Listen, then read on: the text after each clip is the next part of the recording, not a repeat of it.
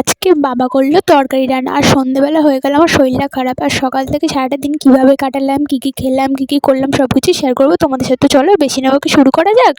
প্রতিদিনের মতন আজও আমি সব কিছু দিদার বাড়ি থেকে গুছিয়ে নিয়েছিলাম মন্দিরে যাওয়ার জন্য। আর এই দেখো আমাদের পাড়ার বড় মা তৈরি করা শুরু হয়ে গেছে। শনিবারে সকালে করা শুরু করেছিল আর রবিবারের সকালের মধ্যে অনেকটাই হয়ে গেছে, মানে একদিন অনেকটাই কমপ্লিট করে ফেলেছে। তারপরে আমি প্রথমে চলে গেছিলাম অশ্বতলায় গিয়ে দেখি মেজের ওখানেও পুজো দেওয়া হয়ে গেছে। তো আমিও গিয়ে তারপর আমার মতন আমি পুজো টুজো করে তারপর চলে এসেছিলাম মন্দিরে। প্রতিদিনই আমার আগে যেহেতু মেজদি আর মা আসে, তো ওরা আমার আগে পুজো করে চলে যায় বাড়িতে, তারপরে আমি শেষে যাই। আর এই দেখো আমার মেজদি বাবাকে কত সুন্দর সাজিয়ে দিয়ে গেছে, কত সুন্দর ফুল দিয়ে সাজিয়ে, রোজই এইভাবেই সাজাই। আমার মা আর মেজদি ওরা দুজনে তো পুজো টুজো করে চলে গেছে বাড়িতে, তো আমিও তারপর আমার মতন মন্দিরে পুজো টুজো করে চলে আসি বাড়িতে।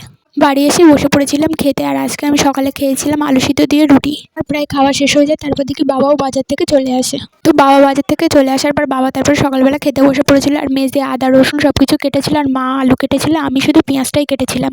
একজন আমাকে কমেন্ট করেছে, দিদি তোমার ভিডিও আমার খুব ভালো লাগে, প্লিজ রিপ্লাই দাও। থ্যাংক ইউ আমার ভিডিও দেখার জন্য, এত সুন্দর কমেন্ট করার জন্য। তোমরাও যে এত সুন্দর সুন্দর কমেন্ট করো আমার ভিডিওতে, আমারও খুব ভালো লাগে। পেঁয়াজ কাটা হয়ে গেলে তারপর ঘরে এসে টিভি ছেড়ে বসে পড়লাম আমি বিগ বস দেখতে। দিদা আজকে গপুকে কজের সেবা দিয়েছিল। আর মন্দির থেকে বাড়ি আসার পথে দিদা আমার হাত দ্বারা প্রসাদটা বাড়িতে পাঠিয়ে দেয়। তো তখন আমি বিগ বস দেখছিলাম আর প্রসাদটাও খাচ্ছিলাম। দুপুরবেলা সব রান্না হয়ে গেলে খাবার টাইম হয়ে গেলে বসে পড়েছিলাম দুপুরবেলা খেতে। আর আজকে আমাদের বাড়িতে রান্না হয়েছিল উচ্ছে আলু চচ্চড়ি আর মাংসের তরকারি। উচ্ছে চচ্চড়িটা মা রান্না করেছিল আর মাংসটা বাবা রান্না করেছিল। তো মাংসটা খেতে খুব সুন্দর হয়েছিল আর নরমও হয়েছিল মাংসটা। ও তার মধ্যে বলতে ভুলে গেছি, সাথে তো আবার শসা আর পেঁয়াজও ছিল। তো যাই হোক দুপুরবেলা খাওয়া দাওয়া শেষ করে তারপরে আমি দেখছিলাম টিভি। আর আজ যেহেতু রবিবার বিকালে আমার পড়াতে যাওয়ার চিন্তাও নেই, তো সেই জন্য আমি অনেকক্ষণই টিভি দেখেছিলাম। তারপরে বিকালের দিকে আমি আর মেজদি আমাদের পাড়ার রাস্তায় কিছুক্ষণ ঘুরছিলাম। তারপরে ঘোরা হয়ে গেলে আমাদের পাড়াতে একটা খারাপ কলতলা আছে, তো সেখানে বসে সবাই গল্প করে। তো আমি ওখানে বসে একটু কিছুক্ষণ ফোন দেখছিলাম। ফোন টোন দেখা হয়ে গেলে তারপর সন্ধ্যে হয়ে গেলে চলে এসেছিলাম বাড়িতে। সন্ধ্যেবেলা বাড়িতে আসার পর মেজদি তারপর দুধ গরম করে দিয়েছিল, তো আমিও তারপর দুধটা খেয়ে নিয়েছিলাম। আর বিকাল থেকেই আজকে আমার মাথাটা একটু একটু ব্যথা করছিল, তো তারপর সন্ধ্যের পরে মাথা ব্যথাটা আরও বেড়ে যায়।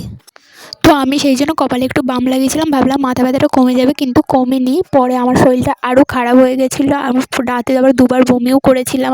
আর শরীরটা এতটাই খারাপ লাগছিল যে আমি খুব তাড়াতাড়ি সন্ধ্যেবেলায় বলতে গেলে আমি শুয়ে পড়েছিলাম, 7টা থেকে 8টার মধ্যে শুয়ে পড়েছিলাম। তো আজকের জন্য এতটুকুই, দেখা হচ্ছে নেক্সট ব্লগে।